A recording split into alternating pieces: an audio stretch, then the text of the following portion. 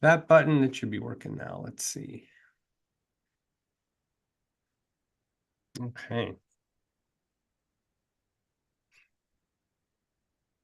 Okay, great. It's all good to go. All right, great. So we're going to start now. This is docket 3550 PW 100, the application of the Village of Fox Crossing for authority to adjust water rates through its purchase water adjustment clause. This is Michael Newmark, the administrative law judge for the PSC. We're connected through Zoom to Fox Crossing, their assembly room, and we also have commission staff connected on Zoom. We've made the hearing available to members of the public. The connections on how to reach us are on our notice of hearing. And what we're doing here today is creating the record in the case. That'll be the documents we identify under oath and verify as exhibits. And any comments we receive today from the utility customers that connect and or appear in the hearing room and commission staff. So this time I was told that there are no members of the public in the assembly room, and there are no members of the public on Zoom at this time. We are still taking written comments from the public. They can be filed on the commission's website or mailed to us, but we need to receive them by Thursday, October 10th.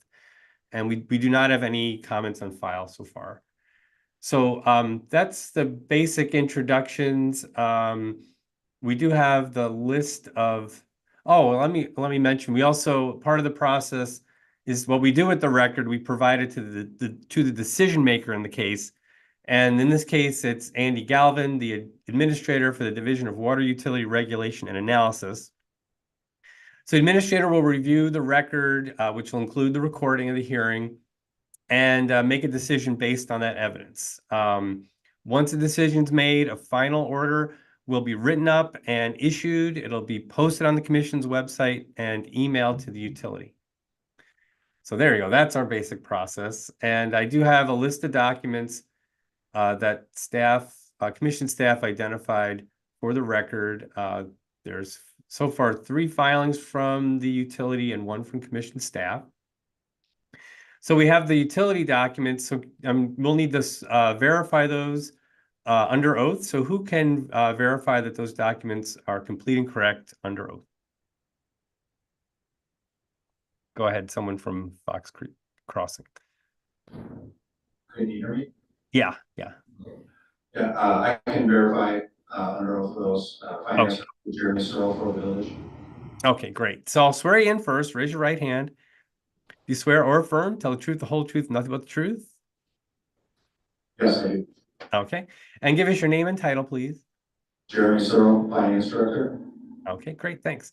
So first off, we have the 3 documents that have been filed, but we still have one that we were expecting and we don't see on the record yet. It's the notice to customers from the utility. So can you just review for us what the utility did to notice customers and when we can expect to get the notice filed? So I did fail to put it into the newspaper of general circulation as requested or required. So that's why you don't have that uploaded. What we did do though was put notice in, before we had the public hearing, we started putting it into our inserts and stuffers that we send out with utility bills.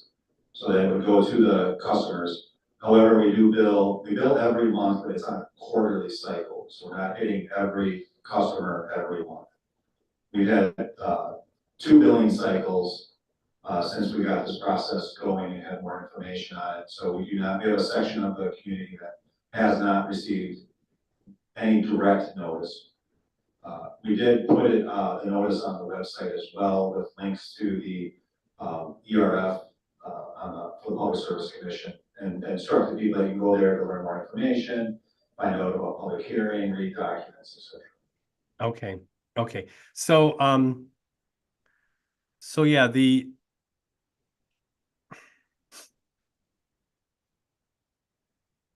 I just one question I'll need to know, how many, do you have more than 1,000 customers? Yes.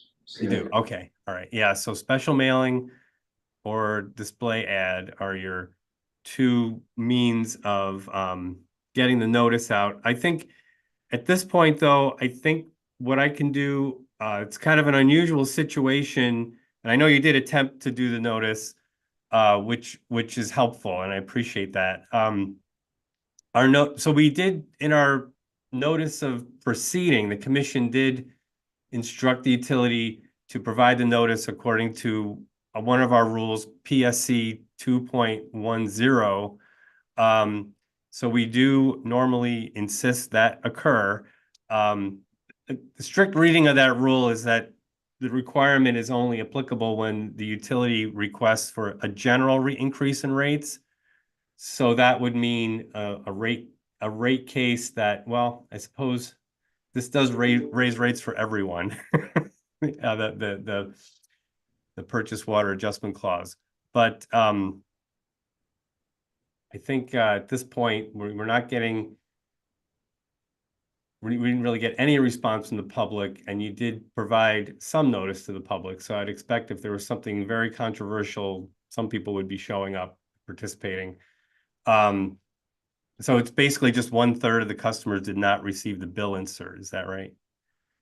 Yeah, it's not literally a third because it's not even cycles. Okay. Yeah, for discussion purposes, that's the way to look at it, correct? Okay, yeah. And So the what? only question we did receive from those was more asking about, why somebody on the west side of the village would be impacted by purchasing water from national utilities when they're on the east side, because their system's separated by the lake.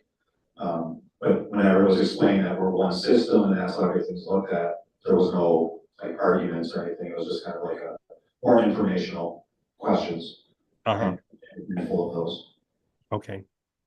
Yeah, I think in this case, we'll allow the case to continue without renoticing and rescheduling. I think you met the requirements as best you could at this point, and we would want to get a copy of the notice that you did submit to customers filed on IRF as soon as possible. So when do you think we can get that filed? This afternoon. Okay, great. Okay. So yeah, that'll be fine. We can proceed. Just note in the future, when we can argue whether or not the rule actually applies in each case, but if the commission's telling you to do it in the notice of proceeding, just follow through with that. And I think staff can help you work that through, providing you a copy and giving you instructions on how to do it. So just please pay attention next time to how staff is instructing you on that. That sounds good. And Alex did give us an example. I just missed it. Thank you. Okay. So we do have the three documents. We have it on the screen share labeled 2 through 4. Can you see that list, the screen share? Yes. Okay. So let me know, are you familiar with those documents? Yes. And are they complete and correct to the best of your knowledge? Yes. Okay, great. So now it's the opportunity for the utility to comment. Did you have any comments? I think the only comment we have is just, we wish there was a way to go back and recapture, because the national utility rate increase went into effect months ago. And obviously, we filed for this, within 2 weeks of that, being effective. And so obviously we've been paying the higher cost to national utilities for a couple months already. So I don't know if there's any possibility of any type of recapture or look back, or if it's purely, going forward, but that was really the only, comment. Yeah. Okay. Thanks. I don't think the law lets us go backwards in time, but appreciate the comment. And I guess that's another reason why we won't make you redo the hearing. We'll try to get this moving along. So that's great. I'm glad you mentioned that. Anyone else in the room want to speak on behalf of the utility? Just need to swear you in. No? Okay. I'll shake your head no. Okay, great. So we'll move on to commission staff then with Alex Hanna. Swear you in. Do you swear or affirm? Tell the truth, the whole truth, nothing but the truth? I do. Okay, so we have the PWAC tariff changes exhibit. Are you familiar with that? Yes. Is it complete and correct to the best of your knowledge? Yes, it is. Any comments? I have no comments at this time. All right. Okay, well, let me switch back to the screen share. I can turn off the screen share. Let me switch back to our list of participants. No one new has joined us, so no members of the public. I'm looking at the assembly room. I don't see anybody else. So this is the opportunity for the public to comment live, but there's no one available for that. And I just want to remind everyone that we can still receive public comments up until Thursday through the commission's website or by US mail. Otherwise, is there anything else we need to address before we adjourn? Nope, I think we're good. Okay.